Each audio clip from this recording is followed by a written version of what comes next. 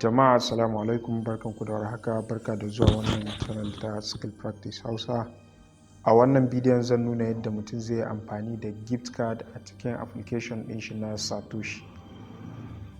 Da farko abin da ya kamata mu fara sani shine gift card yana amfani wurin ƙara ma mutum mai hash ɗin shi da adadi na 30k hash.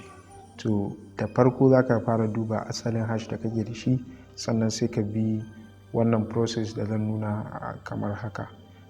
Da farko idan ka bude application din nan za ka shigo wurin mining a nan tsakiya. Idan ya bude haka sai ka shiga gift card.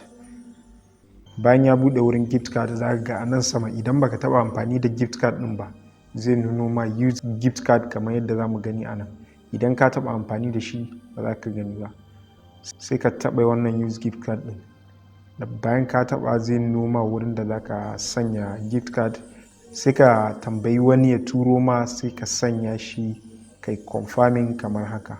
Bayan ka yi confirming zai nuno ma zai karu da 30k a saman adadin my hash da kake da shi. To daga nan sauran wannan da za mu iya gani su ne kai ma wanda za ka yi amfani da shi ka tura ma waɗansu sai amfani da shi. Idan ka tura mutum zai samu 30k hash, kai kuma za ka samu 1k. Wannan shine takaice bayani a game da gift card.